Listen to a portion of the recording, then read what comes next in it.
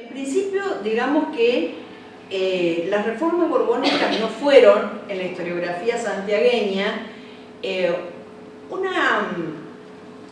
una problemática que causara algún tipo de reflexión historiográfica, ¿no?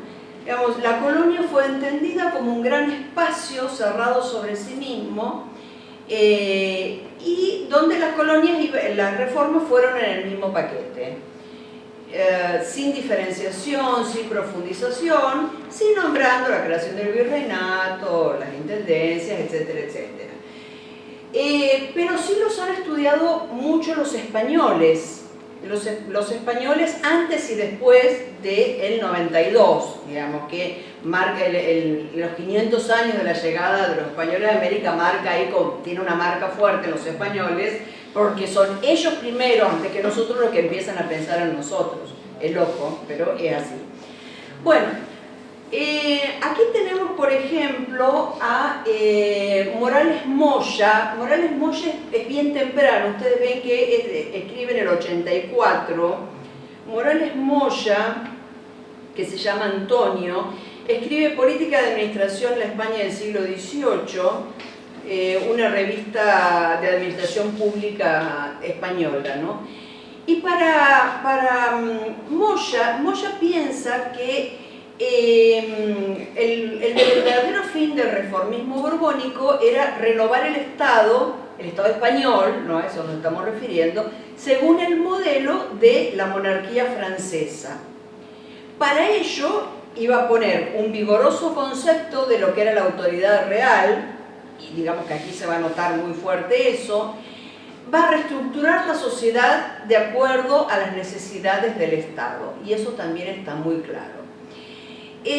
Pero con Morales Moya discuten un grupo de, yo no les he puesto todos los nombres, simplemente les he puesto las siglas con las cuales se refiere a varios autores, un grupo de autores de los años 60 y de los años 70, dice que en realidad esta visión de primera que mantiene Moya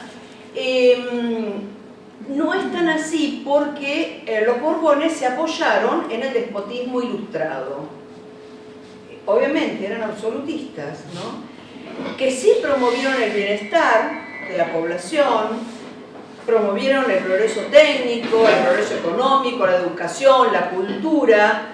Ideológicamente adscriben a la religión católica, en tanto y en cuanto esos saberes, digamos, de la ciencia, la tecnología, la cultura y demás, esos saberes que llaman prácticos y racionales, no cuestionaran los dogmas religiosos, ¿verdad? Luego tenemos, les estoy haciendo un extracto del libro de 400 páginas, que si a alguno les interesa, yo les doy el link, están todos en internet, los pueden bajar. Últimamente no quiero gastar una hoja, estoy re Greenpeace. Bueno, luego viene un autor que a mí me parece que es el más interesante de todos, porque él articula diversas disciplinas, ¿no? La sociología, la antropología, es decir, junto con la historia, es Agustín Guimerá. Agustín Guimerá va a ser más demoledor todavía, va a ser un crítico muy ácido de las reformas, y él nos va a advertir que la modernidad del Estado borbónico, de la que se hablaba, con alguna crítica, pero se hablaba, en realidad no existe, que esa modernidad es supuesta. ¿Y en qué se basa en qué se basa Guimerá para decir esto? En que los Borbones tienen un componente que es dinástico patrimonialístico, ¿no es cierto? Ustedes saben, manejan los conceptos de patrimonialismo, y que eso caracteriza a la monarquía absoluta. Entonces dice, bueno, a ver, si es moderna, no puede ser monarquía absoluta. A ver, vamos a poner de acuerdo porque algo acá no funciona. Y que estaba sosteniendo la estructura imperial que había heredado del Tratado de Utrecht. Y él va a puntualizar algunas cuestiones que son interesantes. Los Borbones, dice Guimerá, ¿qué se proponían? restaurar el control imperial, fuerte, fuerte, sin modificar la estructura socioeconómica en la que se asentaba. Uno dice acá, bueno, ¿de qué estructura socioeconómica habla? Ni de la española, que era lo menos productivo que podía haber en ese momento, ni la americana, que sí era altamente productiva, ¿no? Ninguna de las dos. Se apoyó en una lógica mercantilista, esto propiciaba el bienestar económico y social. La fiscalidad es todo un tema. Ellos quieren recaudar, los Borbones quieren recaudar, son los grandes agentes recaudadores del siglo XVIII, ¿no? Y entonces van a tener un control muy fuerte sobre las aduanas. Pero claro, todo esto tenía un marco de medios muy limitados, el resto de los estados europeos no los apoyaba mucho, y también la burguesía no estaba, digamos, en un todo de acuerdo con estas propuestas. Luego viene Guillermo Céspedes del Castillo, un autor para mí hasta el momento desconocido, y señala que en realidad las reformas no fueron la ejecución de una política ambiciosa, ni bien estudiada, ni bien meditada, ni agresiva, ni audaz, ni coherente, ni sistemática. Bueno, esto los mata directamente a los Borbones, ¿no? Sino que fue una cantidad de cuestiones que se dieron en el tiempo y que tuvieron trascendencia histórica. Sin embargo, Guimerá vuelve, después de este trabajo de Céspedes del Castillo, si les interesa algún dato después me lo piden, y va a decir que en realidad no es tan así, porque ven ustedes que las críticas van en aumento, ¿no es cierto? A medida que nos vamos acercando al 92 y pasando el 92, la crítica al sistema se va haciendo más fuerte. Guimerá va a decir que aún con todo eso que se le puede criticar, el reformismo fue capaz de impulsar un programa bastante coherente con un equipo de asesores que era muy pequeño, tampoco es que sobraban luces, ¿no? Que eran bastante estables, y uno a la luz de los recambios, de los favoritos, lo que se llamaban los favoritos, uno puede pensar que los equipos no eran tan estables, ¿no? Pero que sí disponía de todos los medios para su realización. Y por último, algo que me interesó sobremanera, no sé por qué me orienté en el último tiempo en la lectura de Guillermo Madrazo, que es arqueólogo en realidad, que trabaja sobre el noroeste argentino, ha hecho contribuciones interesantísimas al estudio de la arqueología temprana, y Madrazo va a pensar cómo fue el impacto sobre las clases más desposeídas, sobre los indios, sobre los negros, ¿no? Entonces Madrazo dice que para él sí introducen una modernidad, las reformas introducen una modernidad muy temprana, digamos, da los primeros pasos, pero que tiene un estilo altamente economicista y que finalmente fue cumplido a medias, ¿no? Acuérdense ustedes todo el hostigamiento de portugueses, ingleses, la cantidad de guerras que hay en América, todo digamos, la columna de los Andes, esta columna vertebral de los Andes, con el movimiento Tupac Amaru y más de 105 insurrecciones. Es decir, hay una cantidad de agresiones que no les permiten a este proyecto llegar a cumplirse como estaba pensado, o más o menos pensado, ¿no? Y que al final de cuentas va a dejar un saldo social relativo, y él lo ve en esto, en el marginamiento de los criollos y en el empeoramiento de las condiciones de las clases subalternas, que son los indios principalmente. ¿Qué querían finalmente los Borbones pensando en América, ¿no?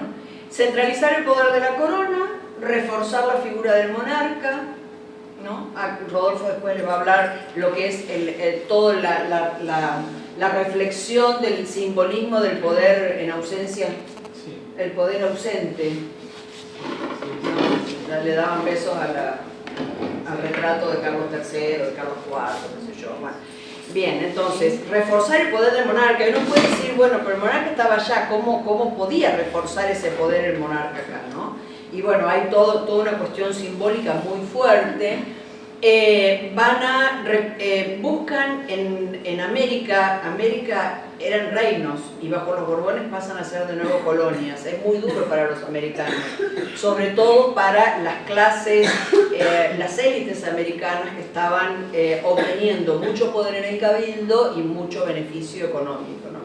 Entonces el poder real, el poder del rey, lo va a ir sacando de estos grupos de poder local. Les va a retirar o va a procurar retirarles los beneficios económicos mediante el cobro de impuestos, un control muy fuerte de lo que es la fiscalización, y en Santiago parece que eran un desastre para llevar las cuentas. Oh, Dios. Cuando uno ve los libros de Hacienda, antes de los Borbones y los libros de Hacienda después de los Borbones, dice, acá pasan los Borbones, aunque no sepa nada de los Borbones, ¿no? ¿Se me está cayendo? Bueno, si es edita, se va a caer. Gracias.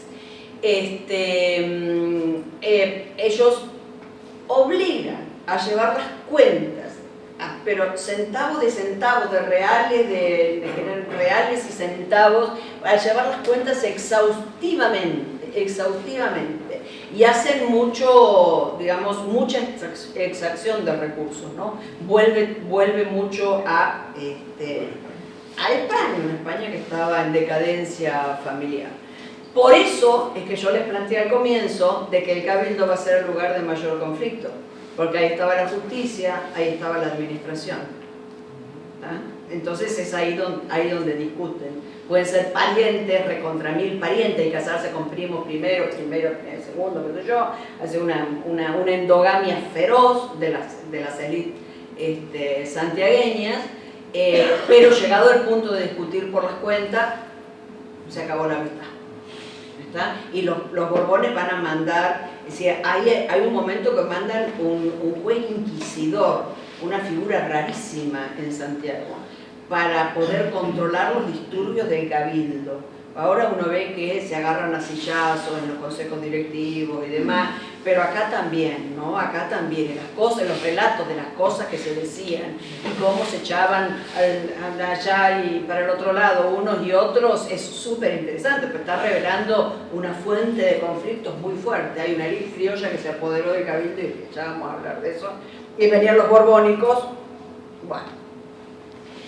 ¿Qué dijimos acá? Bueno, ¿por qué Carlos III es el que más se recuerda? Por estas creaciones, el rey Carlos III.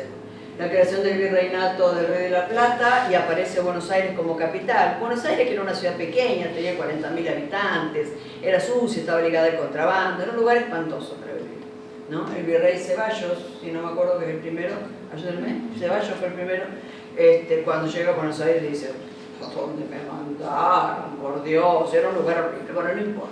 La cuestión es que Buenos Aires se convierte en capital, entonces lo ilegal pasa a convertirse en legal, o relativamente. Bueno.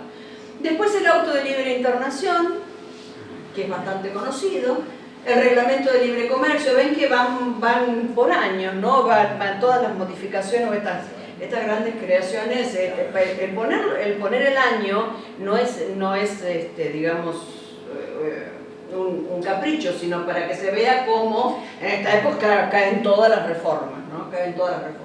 El reglamento de libre comercio y la habilitación legal del puerto de Buenos Aires, y finalmente esto, no solamente la creación de Buenos Aires como capital va a afectar a Santiago del Estero, sino la creación del régimen de intendencias, porque Santiago, recuerden que fue la primera ciudad en la Argentina, en territorio de lo que hoy es la Argentina, fue capital de la primera gobernación, de la gobernación de Tucumán, y luego en el siglo XVIII empieza a retrotraer. Y esto es un retraimiento fuertísimo. Ya había desaparecido como capital del Tucumán y en las actas se sigue escribiendo Santiago del Estero.